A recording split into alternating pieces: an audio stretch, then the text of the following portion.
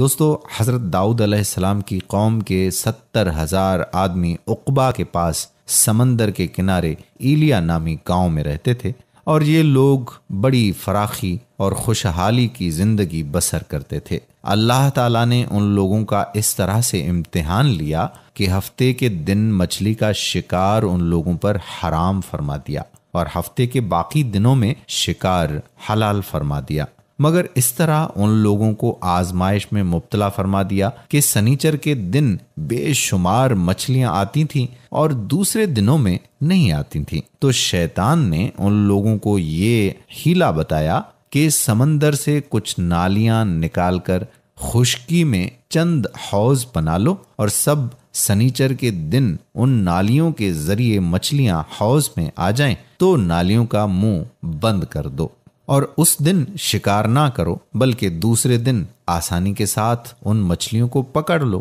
ان لوگوں کو یہ شیطانی حیلہ بازی پسند آ گئی، اور ان لوگوں نے یہ نہیں سوچا کہ جب مچھلیاں نالیوں اور حوضوں میں مقید ہو گئیں تو یہی ان کا شکار ہو گیا، تو سنیچر ہی کے دن شکار کرنا پایا جو ان کے لیے حرام تھا۔ اس موقع پر ان یہودیوں کے 3 گروہ ہو گئے۔ نمبر 1، کچھ لوگ ایسے تھے جو شکار کے اس شیطانی حیلے سے منع کرتے رہے اور ناراض اور بیزار ہو کر شکار سے باز رہے۔ نمبر 2، کچھ لوگ ایسے تھے جو کہ اس کام کو دل سے برا جان کر خاموش رہے، دوسروں کو منع نہ کرتے تھے بلکہ منع کرنے والوں سے یہ کہتے تھے کہ تم لوگ ایسی قوم کو کیوں نصیحت کرتے ہو جنہیں اللہ تعالی ہلاک کرنے والا یا سخت سزا دینے والا ہے۔ تیسرے، کچھ وہ سرکش اور نافرمان لوگ تھے جنہوں نے حکم خداوندی کی اعلانیہ مخالفت کی اور شیطان کی حیلہ بازی کو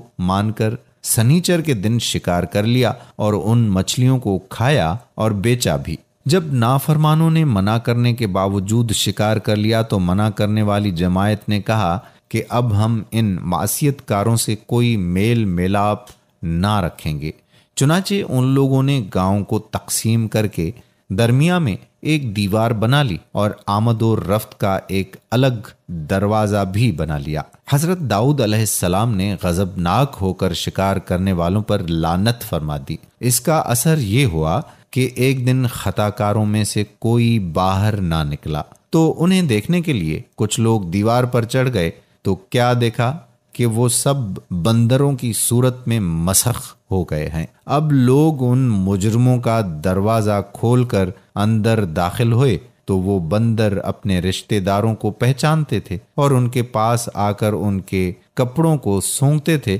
اور زار و زار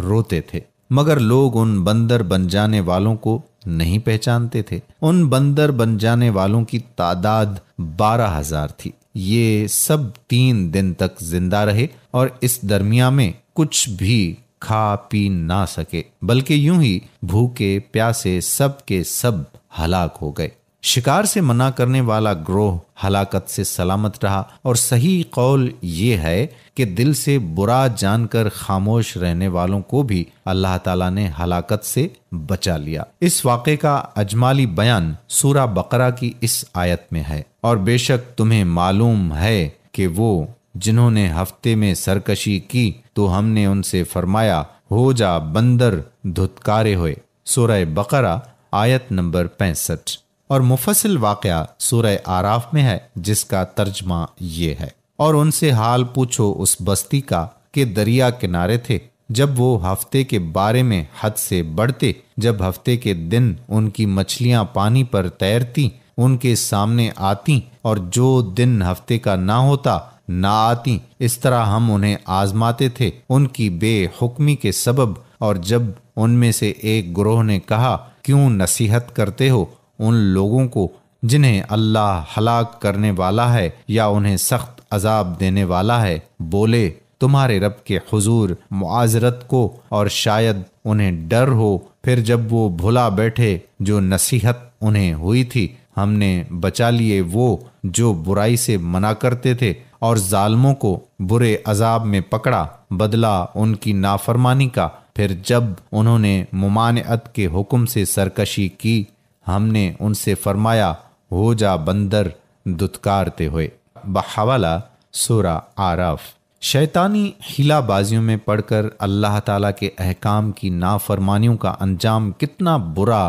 اور کس طرح خطرناک ہوتا ہے، اور خدا کے نبی جن بد نصیبوں پر لعنت فرما دیں وہ کیسے ہولناک عذاب الہی میں گرفتار ہو کر دنیا سے نیست و نابود ہو کر عذاب نار میں گرفتار ہو جاتے ہیں اور دونوں جہاں میں ذلیل اور خوار ہو جاتے ہیں، نعوذ باللہ۔ اصحاب ایلیا کے اس دل دہلانے والے واقعے میں ہر مسلمان کے لیے بہت بڑی عبرتوں اور نصیحتوں کا سامان موجود ہے۔ کاش اس واقعے سے مسلمانوں کے قلوب میں خوف خداوندی کی لہر پیدا ہو جائے اور وہ اللہ اور اس کے رسول صلی اللہ علیہ وآلہ وسلم کی نافرمانیوں کی پگ ڈنڈیوں میں بھٹکنے سے منہ موڑ کر صراط مستقیم